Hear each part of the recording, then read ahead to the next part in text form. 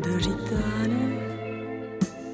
Avec Christelle Balestrero, nous allons nous intéresser à un défi. Alors c'est un défi qui est proposé par le ministère de la Santé, ça s'appelle Moi sans tabac. Pourquoi Moi sans tabac? Tout simplement parce qu'on vous propose d'arrêter de fumer pendant 30 jours. Alors c'est à partir de quand? Alors ça commence le 1er novembre, donc pendant un mois, à l'initiative du ministère de la Santé. Eh bien pendant un mois, on va tous arrêter de fumer de façon collective. Et ça marche vraiment parce que c'est vrai qu'on est beaucoup plus motivés, qu'on organise des pauses sans cigarettes ensemble.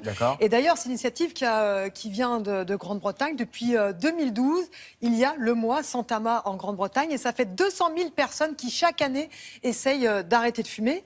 Vous me disiez un chiffre qui m'a... On est combien de millions à fumer en France? Alors 15 millions, entre 14 et 15 millions de fumeurs en France, ça fait 33% des Français. Oui, c'est encore élevé. On est un peu en haut de la liste des pays européens.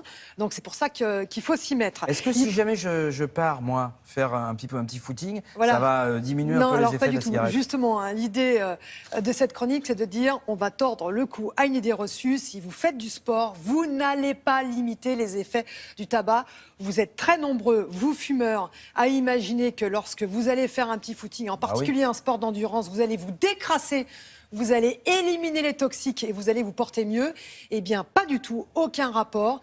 Là, le sport ne peut pas diminuer les méfaits de la cigarette. Explication et argument de choc avec le professeur Thomas.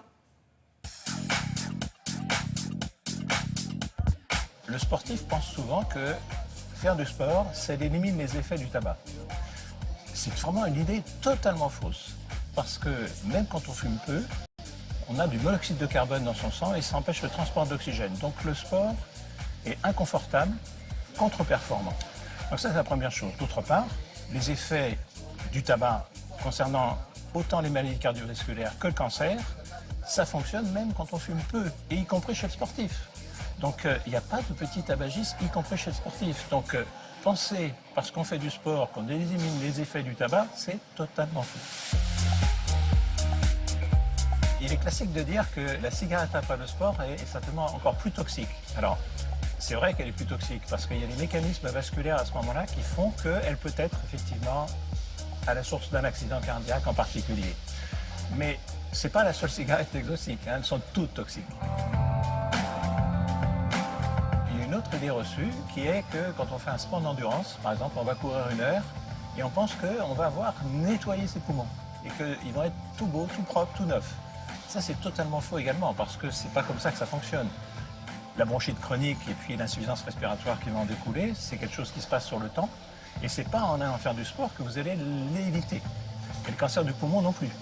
Donc l'exposition même au tabac, elle est ce qu'elle est.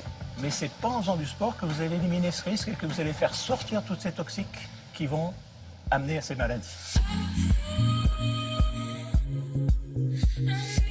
Le message clair pour le sportif, c'est qu'il faut arrêter totalement de fumer. Alors vous allez me dire, oui, c'est facile à dire, mais pas facile à faire.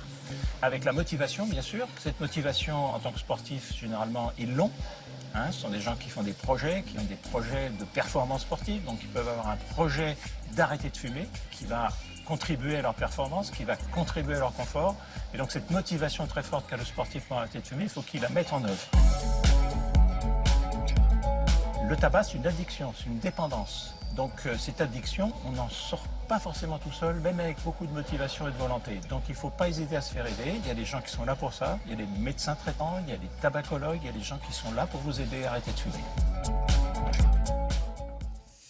Donc, vous disiez qu'il y a en fait énormément de gens qui souhaitent arrêter de fumer. Hein, voilà, il y a 60% des fumeurs qui aujourd'hui souhaitent arrêter de fumer. Alors on a vu que le sport ne peut pas limiter les méfaits du tabac, mais en revanche le sport aide au sevrage. Ça a été montré par toutes les études.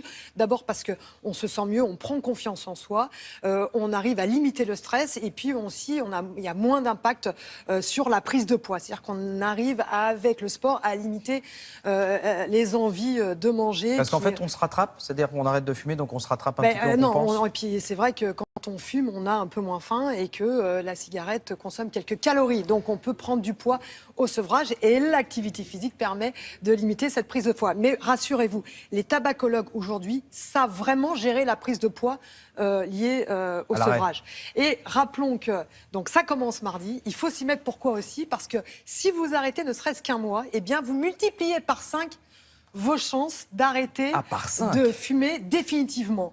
Donc, vous voyez, c'est un petit mois, eh bien, c'est une pierre de plus pour l'édifice de l'arrêt. Ce qui est très important, ce que vous nous expliquez, enfin, ce qui vient justement d'Angleterre, c'est que le fait que ce soit collectif, ça entraîne la réussite, en fait. Hein. Voilà, en Grande-Bretagne, ça marche vraiment très, très bien. D'ailleurs, c'est pour ça qu'ils le font. Je pense qu'on le fera aussi chaque année. Allez-y, c'est sympa. Vous allez sur les réseaux sociaux, vous allez partout, vous faites aider dans les entreprises. Ça existe aussi à France Télévisions. Faites-vous aider. Arrêtons de fumer. Arrêtons de fumer. C'est déjà fait, hein. Vous aussi, c'est déjà fait. Bon, voilà. Alors,